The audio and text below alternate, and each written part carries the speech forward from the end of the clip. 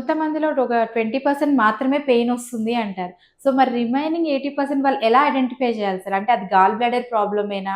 లేదంటే కొంత హార్ట్ ప్రాబ్లమా అది? గాల్ బ్లాడర్ ప్రాబ్లమా? అలా ఎలా ఎగ్జాక్ట్‌లీ. ఐడెంటిఫై చేయాలి ఈ సార్? 20%లో కూడా మల్టిపుల్ రీజన్స్ వల్ల మనకి పొట్ట లోపల నొప్పి రావచ్చు. సో, వీళ్ళకి మనము టెస్ట్ చేస్తే గాల్ బ్లాడర్‌లో స్టోన్స్ ఉండొచ్చు. కానీ ఈ నొప్పి గాల్ బ్లాడర్ స్టోన్ నుంచి వచ్చిందా లేదా అనేది ఐడెంటిఫై చేయడం చాలా చాలా ముఖ్యము.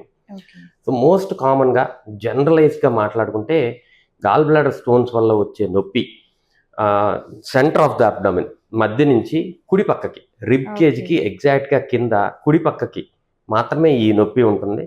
ఆ నొప్పి ఒక ఫ్యాటీ మీల్ చాలా హెవీగా ఆయిలీ ఫుడ్ తీసుకున్న తర్వాత ఎగ్జాక్ట్‌గా 2 గంటల తర్వాత ఈ నొప్పి స్టార్ట్ అవుతుంది. ఈ నొప్పి రైట్ సైడ్ షోల్డర్‌కి భుజానికి గానీ వీపులోకి కానీ ఓకే. ఇంటర్స్కాపులర్ ఏరియా అంటారు అక్కడికి బ్యాక్కి రేడియేట్ అయ్యే అవకాశం ఉంటుంది. ఇది టిపికల్ పెయిన్ అండ్ ఆ నొప్పి తీవ్రంగా ఉంటుంది. ఈ నొప్పి వస్తే టిపికల్గా మీరు గనక ఈ నొప్పిని డిస్క్రైబ్ చేస్తే మనం ఇది గాల్ బ్లాడర్ స్టోన్ వల్ల వచ్చింది అని తెలుసుకోవచ్చు. దాని తర్వాత కొన్ని పరీక్షలు చేసుకుంటాం.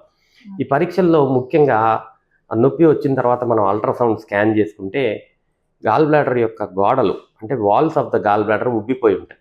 ఈ gall bladder wall thickness ultrasound స్కాన్లో తెలిసిపోద్ది మనకి. ఓకే. అది 2 to 4 mm మధ్యలో వాల్ థిక్నెస్ ఉంది అంటే వాపు వచ్చింది అని అర్థం. ఇది 100% నిర్ధారణ. ఇది ఈ నొప్పి గాల్ బ్లాడర్ స్టోన్స్ వల్ల వచ్చింది. ఆ వాపు ఉంది అంటే కాల్కులస్ కోలిసిస్టైటిస్ అంటారు. సో, ఐడెంటిఫికేషన్ అనేది అల్ట్రాసౌండ్ టెస్ట్ ద్వారా అల్ట్రాసౌండ్ టెస్ట్‌లో confirm majority of the time తెలిసిపోతుంది. అరుదుగా ఈ స్టోను ఆ బైల్ డక్ట్ లోపల సిస్టిక్ డక్ట్ లోపల ఇరుక్కుని వెనక్కి పడిపోవచ్చు. సో, మనం నొప్పి వచ్చి ఉంటుంది, తగ్గిపోతుంది. స్కాన్ చేసుకున్నప్పుడు స్టోన్స్ మాత్రం కనపడతాయి, వాపు కనపడకపోవచ్చు కొంతమందిలో. ఓకే. ఇలాంటి వాళ్ళల్లో మనకి హైడా స్కాన్ అని ఒక టెస్ట్ ఉంటుంది. ఈ హైడా స్కాన్ చేసుకుంటే మనకి ఆ ఫంక్షనాలిటీ గాల్ బ్లాడర్ ఫంక్షనాలిటీ తగ్గింది అని తెలుస్తుంది.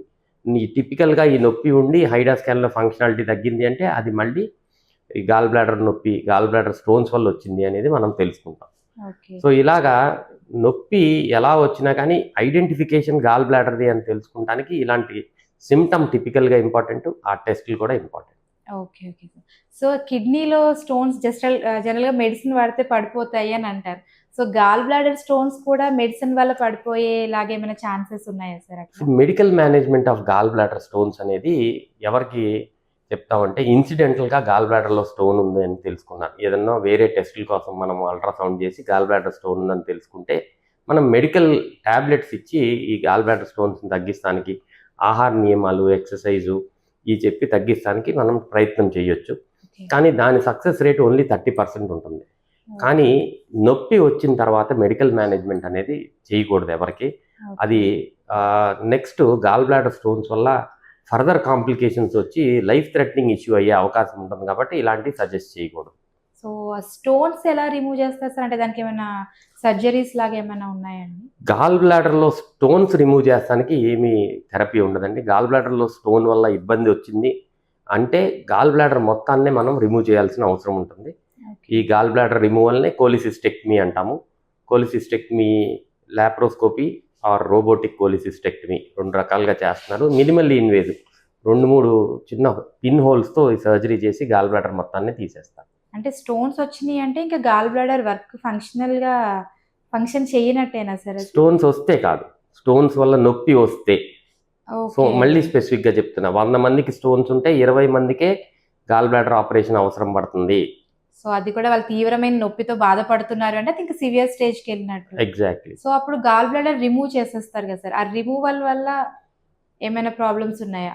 ఏముండదమ్మా. గాల్ బ్లాడర్ అనేది స్టోరేజ్ ఆర్గన్.